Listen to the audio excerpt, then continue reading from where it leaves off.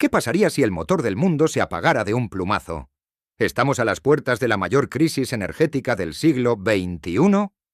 Hoy, 12 de marzo de 2026, el estrecho de Hormuz está bajo fuego.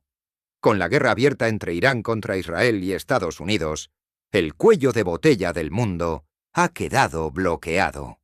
¿Puede sobrevivir la economía global sin el 20% del petróleo mundial? ¿Cuánto tiempo pueden aguantar potencias como China, Japón o la India antes de que sus industrias colapsen? ¿Es este el fin de la era de la globalización tal como la conocemos? Prepárate, porque hoy analizamos cómo el caos en el Golfo Pérsico está a punto de golpear tu bolsillo, tu tecnología y el futuro de la región más poblada del planeta, Asia-Pacífico.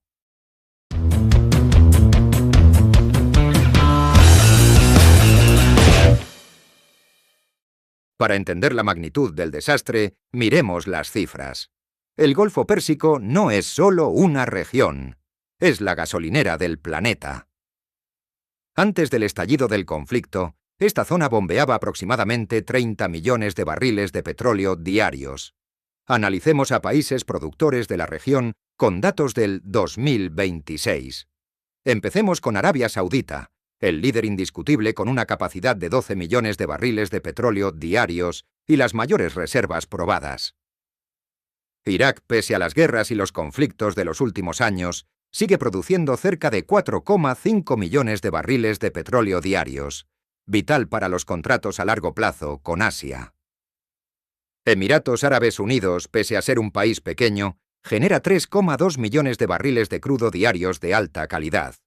Irán, antes de las hostilidades con Estados Unidos e Israel, producía 3,1 millones de barriles de petróleo diarios, que sobre todo vendían a China por culpa de las sanciones internacionales. Ahora gran parte de su infraestructura es objetivo militar. Nos queda Kuwait con una producción estable de 2,7 millones de barriles de petróleo diarios. El petróleo no es el único recurso que sale de dicha región. También tenemos el gas. Más concreto, el GNL. Qatar es el rey absoluto. Con una producción que roza los 130 millones de toneladas anuales, es el principal proveedor de gas para las industrias coreanas y japonesas. Si el gas qatarí no sale por Hormuz, las calefacciones y las fábricas en Asia simplemente se detienen. Asia-Pacífico es el motor del crecimiento global, pero tiene un talón de Aquiles. Importa el 65% de su petróleo de Oriente Medio.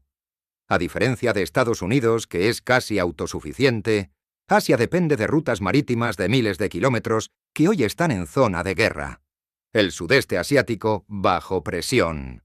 Vietnam, con una economía industrial en ascenso, depende de las importaciones para alimentar sus plantas de ensamblaje. El aumento de costes ya está provocando paros en el sector textil y electrónico.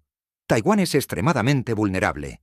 Sin recursos propios, su industria de semiconductores, vital para el mundo, consume energía de forma masiva. Un corte en el suministro de GNL de Oriente Medio pone en riesgo la producción de chips global. Indonesia y Filipinas, dos países con poblaciones inmensas, donde el subsidio al combustible es clave para la paz social. Con el petróleo por encima de los $100 estadounidenses, sus presupuestos nacionales están saltando por los aires, amenazando con revueltas internas. Los cuatro gigantes. 1. India, el gigante sediento. India importa el 85% de su crudo. Para Nueva Delhi, el cierre de Hormuz es una pesadilla existencial. El gobierno de Modi ha intentado diversificar con crudo ruso, pero la logística y el volumen de Oriente Medio son irreemplazables. Un petróleo caro significa inflación galopante en los alimentos y el transporte, frenando en seco su sueño de ser la nueva fábrica del mundo. 2. Corea del Sur. Alta tecnología, cero recursos. Corea del Sur es, energéticamente hablando, una isla. Depende casi totalmente del estrecho de Hormuz para su industria pesada y química.